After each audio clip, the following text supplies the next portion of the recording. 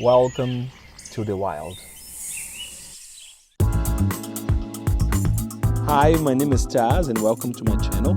I'm one of the participants of Alone Season 10 and I would like to invite you guys to check out this recap of episode number 6. The episode starts showing my process and my progress in my gill net making.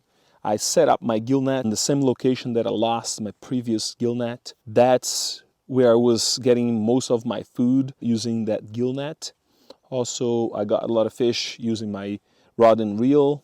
And as you saw a little bit later, I got 2 grouse. That was incredible.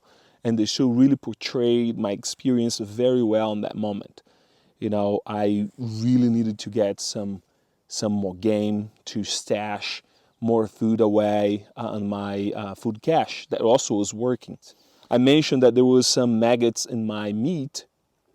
Actually, my fish was fine, but the grouse had some actually eggs, not the maggots yet, but there were some eggs, and I was able to just scrape it away. In that moment, we were having like some wet days, some cold days, and some warm days. And it was very tricky to keep track and maintain your meat nice and dry, because you want to smoke it, but also you want to keep it dry, because those flies, they lay eggs on moist meat. If the meat is dry, even if the fly the flies lay eggs there, the eggs won't hatch. So all those knowledge that I acquired by growing up in a fishing village, and we preserved food, of course, with salt, but also drying in the sun. And it's a very hot place. So I'm very familiar with that.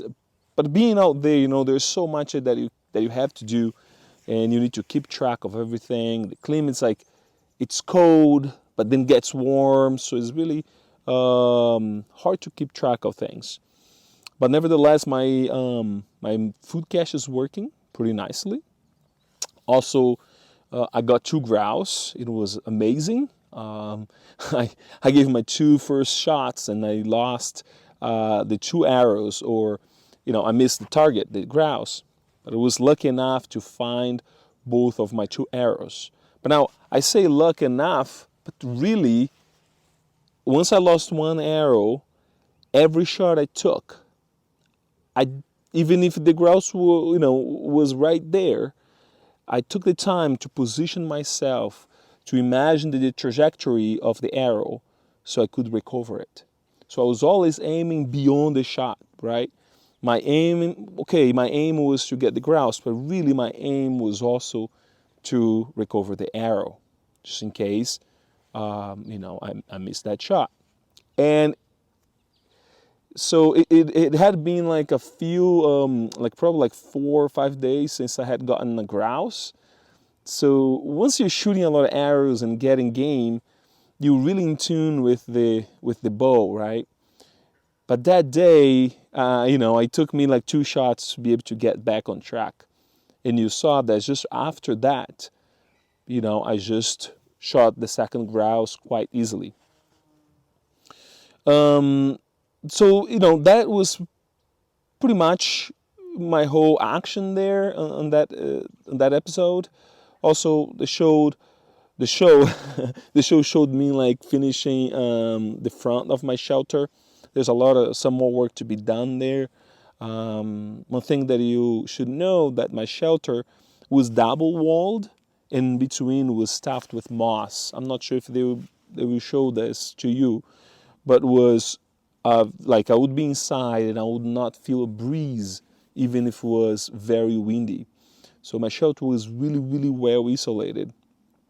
And I had a fireplace inside as well. And I had my second tarp that I built, a canoe that I was planning.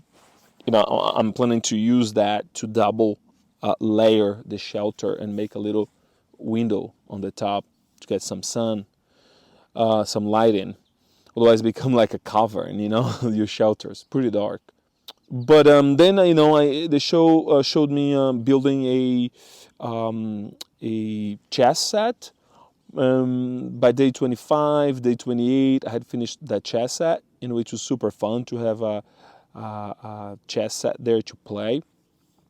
And I play chess pretty often I created a chess club in Lenox, Massachusetts.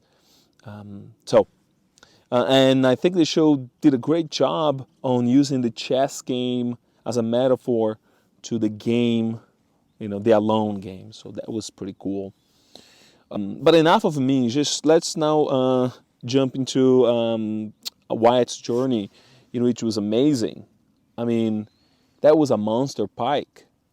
The big trout I got was almost that size. Maybe the pike was a little longer, but my trout was maybe thicker. But it's amazing when you get a game like that, right? Because you know that you're gonna eat well. The weight, has been lifted a little bit, and you feel a little more lighter.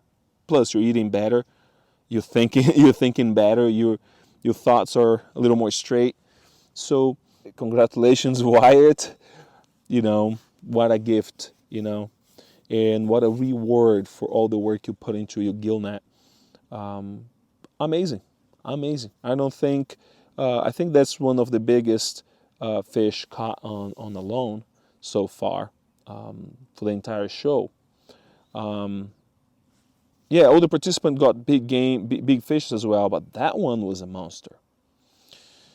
So he builds, Wyatt builds a brand new gill net. Before that, he harvested the trout. He builds a new gill net, and then he harvests a monster pike. I mean, I think he's golden for this episode, right? Huge. Of course, at the end of the episode, there's a scene in which he's pulling something out of his arm, in which create a little bit of a concern for us watching. But I'm not sure. I think he's tough enough to tough it up or tough it off. I don't know, something like that. But it's something to watch out. Because we feel kind of concerned about that situation. Now we go to Alan. Alan have been catching a load of fish. Had a little bit of a challenge there with his smoker, in which is funny because his smoker was very similar to mine. I think my smoker, of course my second smoker, because the first one was just improvised for one night and caught on fire on the second night. Horrible.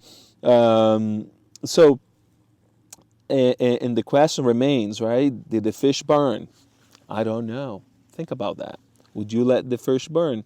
So, but now his smoker was very similar to mine, in which we used the same structure, a TP, but mine was pretty robust. When it was windy and I was going to eat, I would sit down my smoker / kitchen, and I would not feel a breeze really. Besides the side that was open, but was really protected. But I bet he's going to just improve that and make that smoker a little more windproof, and that should be just fine, right? So he's doing very good as well. 3 of us got fish. I got grouse, 2 grouse, and they got some fish as well. In this episode, Alan's having a little bit of a hard time hooking the fish, being able to set the hook nice and deep. So that's really frustrating, but he caught a lot of fish before, so I think he's doing pretty good. But that really gets to you a little bit, when you're working hard, the fish is just right there. I know it very well. So yeah, Alan is doing pretty well, but he is getting really frustrated because he's not able to set the hook properly. So,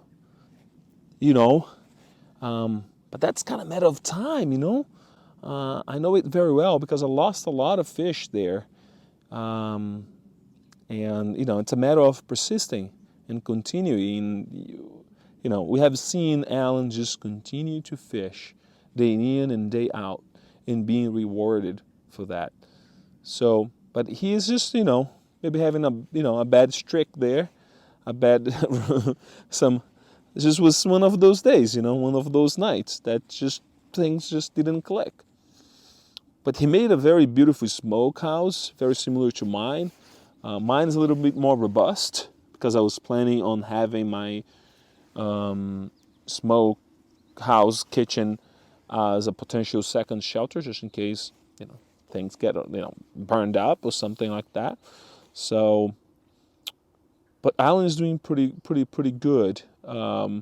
Besides the frustration of not being able to set the hook properly. Lastly, I want to talk about Melanie. This episode was really Melanie brought up, you know, a lot of important things.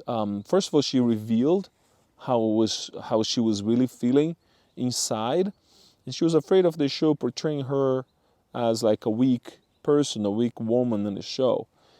And it's very interesting because when she shared, unintentionally, she shared all her emotion, in which I feel that it's playing out to be positive for her because people are connecting more to her in this show.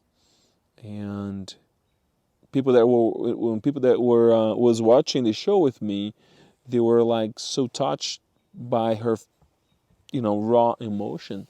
That was incredible. There's a lot of like questions on the internet now. People are like wondering like, oh, was this cool? Was this bad? Was this unethical? But we sign a contract when we go into the show already saying, that everything we record is property of History Channel and they can use the way they want. They dialogue with us, if something, that will harm other people in relationships and stuff like that, they might not use that. They are at a certain degree very considerate of our relationships and feelings, but at the end of the day, they are telling a story, and I do feel that it's playing out to be positive for Melanie. The other thing that happened with Melanie was that she found a big patch of blueberries. And I wonder if she's going to see any bears, because when you have blueberries, you have bears, right? And that time of the year, the bear will like just gorge in the blueberry patch. So I wonder if she's going to find any sign of bears there. That would be super exciting. And lastly, I want to talk about Mikey. So it must be very hard to be on Mike's shoes because he is a carpenter. He builds home, right? And I think the last thing he would imagine is having a hard time with a shelter. And he is having a hard time with shelter building. Maybe not the building part, but really I think the building part too, but mostly deciding where to put the shelter, where to be. And as we saw, came a moment that he's like, it's going to be it. It's not going to be pretty, but it's going to work. And finally, he just worked on his shelter now and, made that decision there. But it must be hard, when you're out there and like, oh man, I'm a carpenter and I'm having a hard time putting this thing together here. It's not because he doesn't have the skills. That's far from it, right?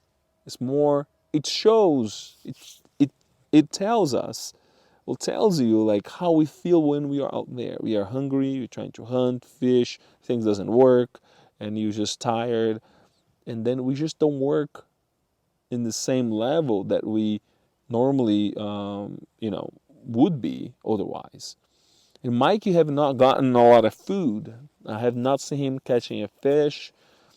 He got some grouse, but not a lot really. So it's pretty challenging not having food. That's one of the biggest challenge, at least for me and many other participants, right? But Mikey writes a letter. Mike writes a letter for his wife, and is one of the most beautiful things. And I'm not sure if the other participants in the Alone history wrote a letter, but the show never really showed us anyone really writing a letter. And it was a beautiful letter. You should check out Mikey's YouTube channel because he made a video just recently, a few days ago, showing us that letter in more details and sharing more about that letter. So overall, it was a great episode. We didn't have any tap out, so there was enough time to settle in. Everyone is sort of settling and getting their shelter, into permanent shelter mode.